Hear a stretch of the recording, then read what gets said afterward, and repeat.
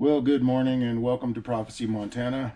Like I had mentioned a couple videos ago, this is a brand new channel and I appreciate you guys viewing it. Anyways, I'd like to get right into what we're going to talk about. So this is going to be kind of a part two of a multi-part series regarding the mark of the beast.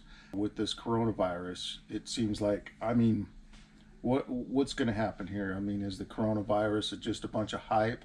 Is it as serious as they say? Is this something that some big government conspiracy, some agenda? I'm not sure.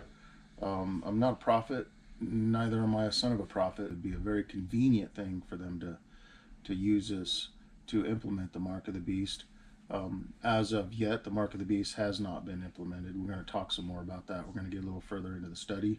And if you didn't watch the prior video on the mark of the beast, I would suggest you go back and do that. I'll put it in the cards right here.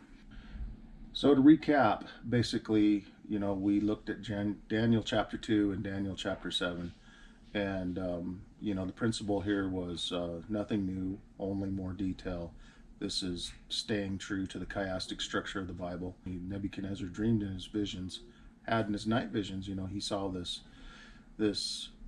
statue of this metal statue. The head was gold, the chest and arms were silver, belly and thighs were brass, and the legs were iron, the feet were of iron and clay, and a rock came and smashed it. And then we read in Daniel chapter 7 about the four beasts, and these four beasts was lion with wings, a bear. Interesting thing we didn't mention last time about that bear was raised up on one side, had three ribs in its mouth. Basically, Babylon, Medo-Persia, Greece, and Rome were the four empires that would rise up out of the earth and would rule basically the then known world. And then the 10 toes represented in the statue was representative as Europe, modern day Europe. It had the iron teeth, which coincided with the iron legs, but it had 10 horns. Daniel chapter 7 and verse 7, and it says, "After this I saw in the night visions, and behold, a fourth beast, dreadful and terrible and strong exceedingly, and it had great iron teeth that devoured and brake in pieces and stamped the residue with the feet of it. And it was diverse from all the beasts that was before it, and it had 10 horns." So the 10 horns, the 10 toes, the iron teeth, the iron legs, there's little clues that tie it all together. "I considered the horns, and behold, there came up among them another little horn, before whom there were three of the first horns plucked up by the roots. And behold, in this horn were eyes like the eyes of a man, and a mouth speaking great things." But basically, this little horn is going to be very significant in the whole study of the mark of the beast.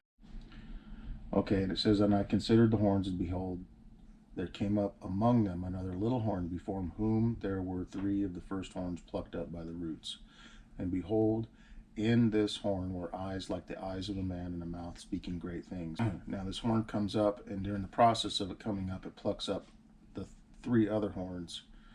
And so if historically you're looking at ancient Europe, for example, there was a division of 10 separate kingdoms, and I can't remember all of the names of them, but there was basically the Franks, the Anglo-Saxons, the Burgundians, the Visigoths, the Heruli, Vandals, and so on and so forth. And this little horn came up amongst them and it had eyes, and it plucked up three of the horns. And the clues that the Bible gives us, I think, makes it pretty clear. All right, well, we're in verse 19 of Daniel chapter 7. "Then I would know the truth of the fourth beast, which was diverse from all the others, exceeding dreadful, whose teeth were of iron, and his nails were of brass, which devoured, brake in pieces, and stamped the residue with his feet. And of the 10 horns that were in his head, and of the other which came up, and before whom three fell, even of that horn that had eyes, and a mouth that spake very great things, who look was more stout than his fellows. And I beheld, and the same horn," we're in verse 21, "and I beheld, and the same horn made war with the saints, and prevailed against them." Now this is a historical event we're looking at here. "Until the Ancient of Days came, and judgment was given to the saints of the Most High, and the time came that the saints possessed the kingdom. Thus he said, the fourth beast shall be the fourth kingdom upon the earth, which shall be diverse from all the other kingdoms, and shall devour the whole earth, and shall tread it down and break it in pieces. And the 10 horns out of this kingdom are 10 kings that shall arise, okay? Horns are kings. And another shall rise after them, and he shall be diverse from the first, and he shall subdue 3 kings. So you have a little horn that comes up, subdues 3 of the other horns, or 1 king that subdues 3 of the other kings in this kingdom. And remember, the small one came up after the 10. And he shall speak great words against the Most High, and shall wear out the saints. So it's a persecuting power, persecuted God's people. And spoke great words against the Most High is another clue. And think to change times and laws. That's a big one. That's what we're looking at right here. And they shall be given into his hand until a time, times, and a dividing of time. All right. So you have time, that's 1. Times, that's 2. And a dividing of times, that's a half. So there's 3 and a half. But the judgment shall sit, and they shall take away his dominion to consume and to destroy it unto the end. And the kingdom, we're in verse 27, and dominion and the greatness of the kingdom under the whole heaven shall be given to the people of the saints of the Most High, whose kingdom is an everlasting kingdom, and all dominions shall serve and obey him. Speaking of the Lord Jesus Christ here. His kingdom's the last one on the earth. So this is a controlling power, will be present up until the very end. All right. And remember, we had 3 and a half we want to remember. The changing of times and laws we want to remember. And the fact that it was a persecuting power, and that it was rose up amongst the nations. It was a small horn, okay? It wasn't a big power in terms of size, but it had a very stout look, okay, about it, says the Bible. And plucked up 3 horns. Now it's time to turn to Revelation. This one's in chapter 13, verse 1. All right. And I speak, this is John the Revelator writing this, okay? And I stood upon the sand of the sea, and I saw a beast rise up out of the sea, having 7 heads and 10 horns, and upon its horns were 10 crowns, okay? So already we see 10 horns again, don't we? It's a beast rising up out of the sea. And the beast which I saw was like unto a leopard, and his feet were as the feet of a bear, and his mouth was as the mouth of a lion. And the dragon gave him power and a seat and his great authority. And already we can make a connection with Daniel chapter 7, because at least, well, all 4 of those beasts really are talking about the 4 beasts which Daniel saw in his vision. But he saw a lion, a bear, a leopard, and a dragon, right? Okay. We're looking at it here, and it's in exactly reverse order. And the beast which I saw was like unto a leopard, and his feet were as the feet of a bear, and his mouth was as the mouth of a lion. Okay. So we'll read on here in verse 3. And I saw one of his heads as it was wounded to death, and his deadly wound was healed, and all the world wondered after the beast, or this nation, this small nation amongst nations, a small nation specifically amongst Europe. Okay. Can you think of a small nation which was a persecuting power in Europe during the time of the Roman rule that completely obliterated 3 other kings, or 3 kingdoms, represented by the 3 horns? And there was given unto him his mouth, speaking great things and blasphemies. Okay, nothing new, only more detail. Okay, remember the great things that the little horn was speaking? Now, this is speaking great things and blasphemies.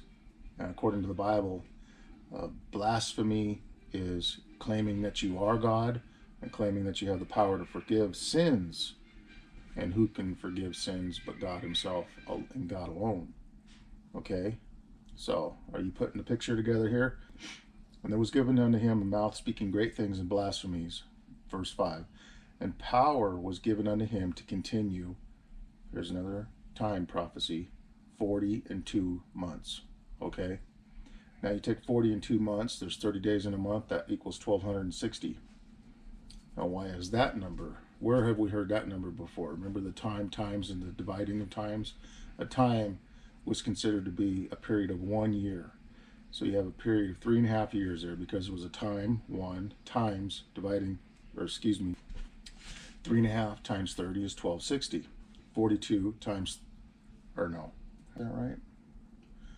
3.5. 3.5 times 360.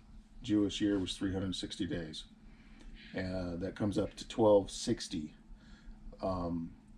Or 42 months times 30 days in a month is 1260 also. So that time period was given in two different ways, equals the same amount of time. And he opened his mouth in blasphemy against God, to blaspheme his name and his tabernacle and them that dwell in heaven. Okay, so here he is taking the place of God again.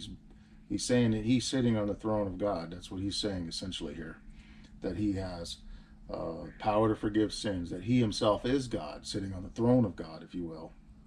And it was given unto him to make war with the saints. Here we go again. Remember, the little horn was a persecuting power. Well, this is more elaboration on that same theme. And it was given unto him to make war with the saints, verse 7, and to overcome them. And the power was given him over all kindreds, tongues, and nations.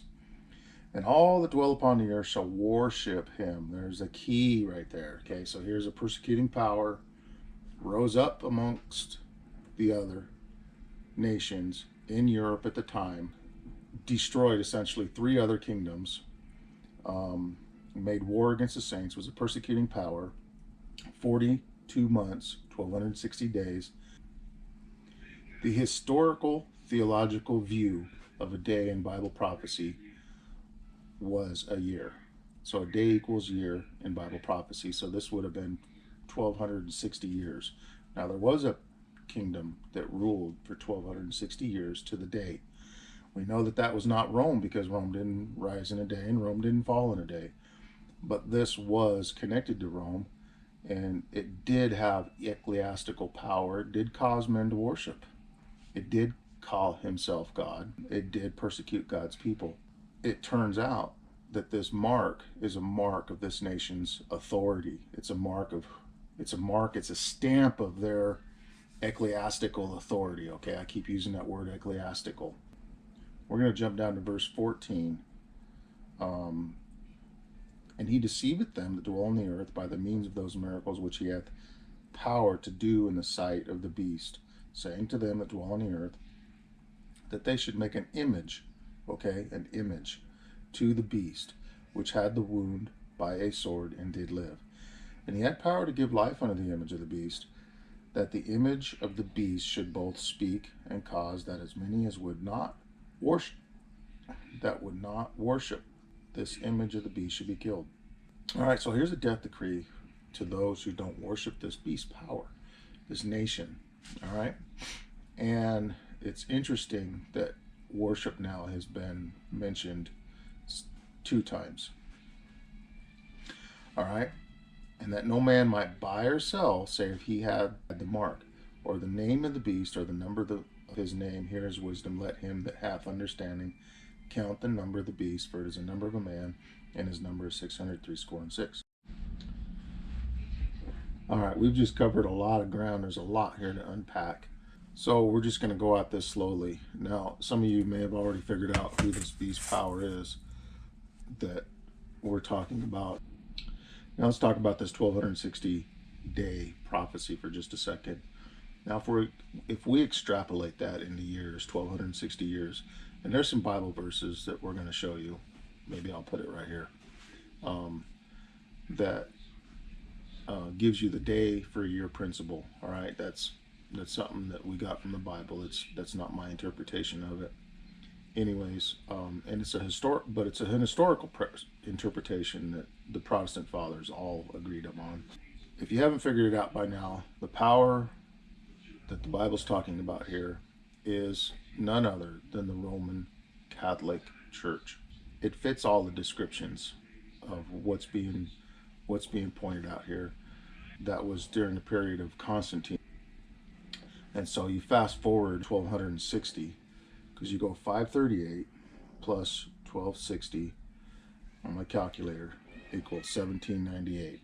All right, 1798. What happened then? General Berthier, he was a general in Napoleon's army, in the French army, marched into Rome, took the Pope captive, and imprisoned him, where he died.